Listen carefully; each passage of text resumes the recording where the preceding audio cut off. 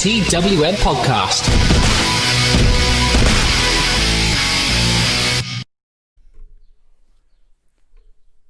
We've got a host of GCW news to discuss in a little bit, but first we're going to talk about, again, obviously we really sad to bring this up, but it needs to be obviously said. We need to talk about this. Danny Havoc sadly passing away earlier this week. American independent wrestler, star of CZW and GCW. No cause of death has been given, but obviously he had recently suffered a loss of his wife in April. Incredibly sad news, Mike. Someone that has been a stalwart of American deathmatch wrestling for the longest time, had retired and then came back for these GCW shows and almost found a love for wrestling again and was appearing a fair bit for Game Changer. Just incredibly sad news. Yeah, I remember hearing about his wife dying, his wife April, and you hear all the time that people are lost to it when they lose somebody in life, and it just really seems like that was this situation. Everything I've read about him coming out has been so positive. And a lot of people, they look at like deathmatch wrestlers and just diminish them, that they've got no skills, no qualities.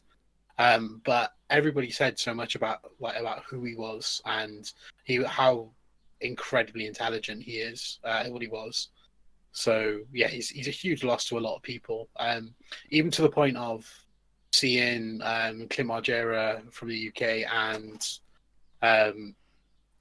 I'm sure his name is Baz, one of the camera guys for Fight Club Pro, who actually built the barbed wire trampoline.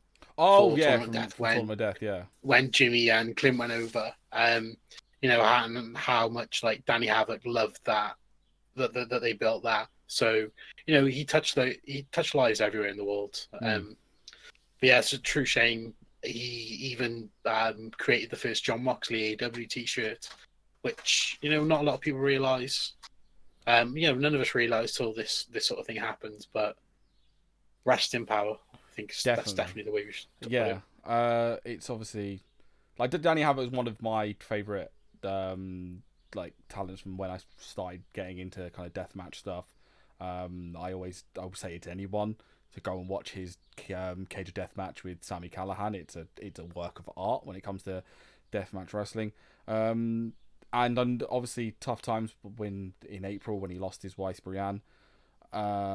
Obviously no one can really comment on what happened, but we obviously wish the best to both families of the both connected families of both Danny and Danny Havoc and his wife Brianne. But jumping on that thing about the deathmatch stuff, like everyone says about them not working, you tend to forget that Danny Havoc first title he won in CZW was the Junior Heavyweight Championship.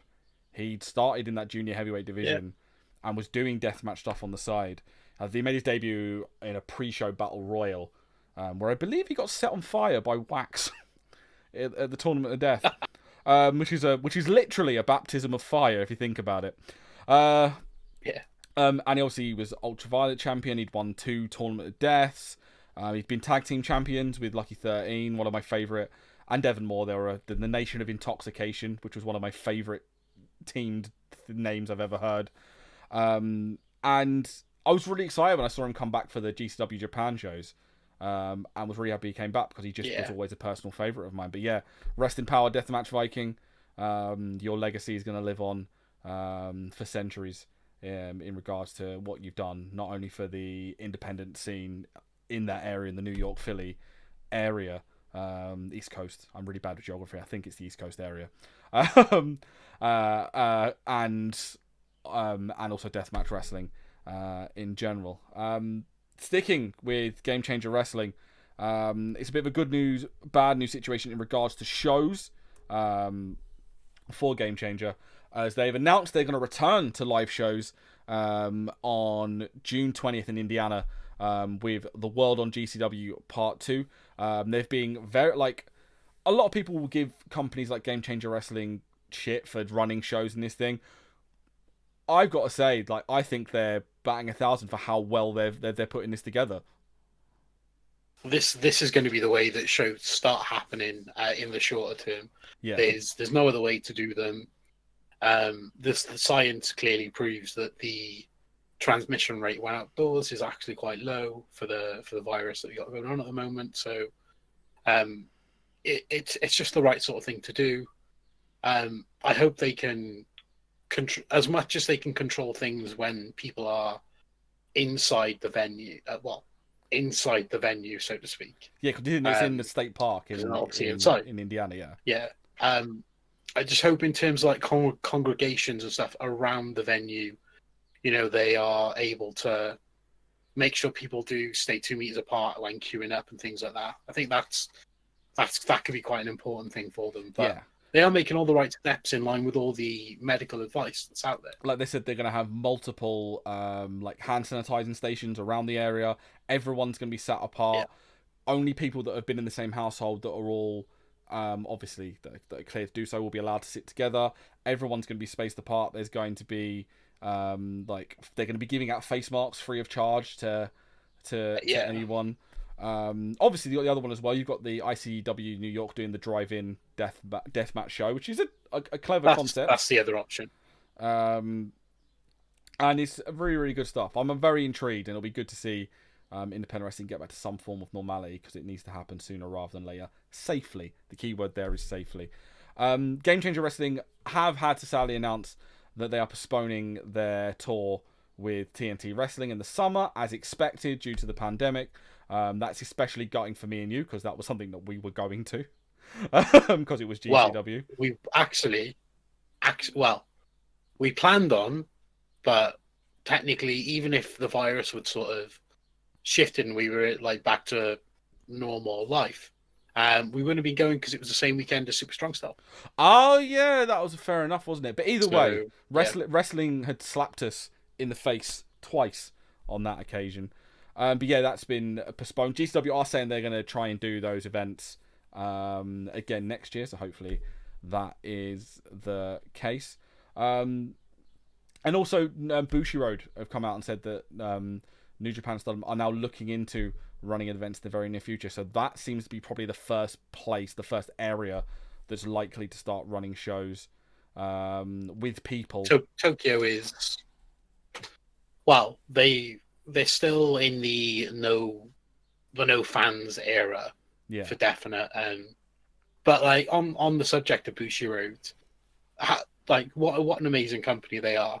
Not a single employed member has been fired or had their wage cut in any way, shape, or form, and it's only high-level execs that are taking some of them up to like 85% pay reductions, and it's not just a case they're offsetting it and they're going to get it later. They are taking genuine pay cuts to keep that company running, and so that all of their talent are actually looked after for this whole period. And that's a truly fantastic moment, I think. They're not going to be the company in the world which makes the most money this year, but they're the company that will make the most money off me. Yeah. It's got a lot of love, Bushiroad. They're making all the right noises, making all the right moves. Yeah, like it's one of those things of, it's good to see some people making the right choices, whereas some places have been taking L's left, right, and centre. Not going to name names, but it's good to see that some people are progressing better than others. I'll put it that way. Anyway, that wraps up this week's Wrestling World Report. Twitter, Facebook, Instagram, Twitch, TikTok. Yes, we have it. I apologise. At TWM Wrestle. YouTube.com/TWM Wrestle. Go check us out there. You'll see the clips, the portioned off clips of all of our podcasts over there in YouTube form. Kind of not really discussed this on pod. I might discuss it a little bit yesterday, doing Raw Talk, but obviously there were bigger things to discuss. But obviously this is going to be the last Wrestling World Report in this form. Next week, TWM becomes the wrestling movement, and we start our live broadcast on Saturdays.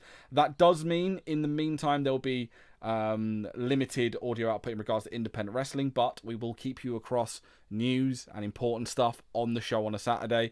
But when independent wrestling starts back up again, there will be more independent output going forward. But please keep on to twm.news. Watch our live streams. We'll be talking about independent wrestling stuff there. Just because we're going to go on a little bit of a break in regards to doing weekly output, doesn't mean that we are not covering it on every platform possible. I don't mean to brag, but TWM is probably the best place to keep up with independent professional wrestling, because it is the best thing in the world, and we are going to give you the news first, quickest, and correctest, if that's even a word, over at TWM. Most correct, I think we'll go with. No, correctest. That's what I'm going with. I've decided it's correctest. Okay. We are. That's our new slogan. TWM. We are the correctest. Yeah, Mike. On what outdated social media apps can people find you on this week? Well, if you're really, really smart, you'll find me on Friends Reunited. And I'm Matt. Sorry to cut you off, but I think realistically, okay, yeah, our audio sort of output is going to drop, but if the news is there for us, we can get together. I'm sure we'll be putting it out as audio and video when we can. So yes, if we get New Japan back, that's going to be a big deal. I'm sure we'll put something out for it. Don't worry. But like I said, just because this little thing isn't going to be around in this capacity for a little bit, doesn't mean we won't be covering it. So rest easy, independent wrestling fan. In the meantime, I'm Matty ID, TWM Wrestle. Stay safe, look after each other. We love you all. Wash your hands. Support your local independent wrestling promotions and independent wrestlers. Black Lives Matter. Thank you for listening / watching.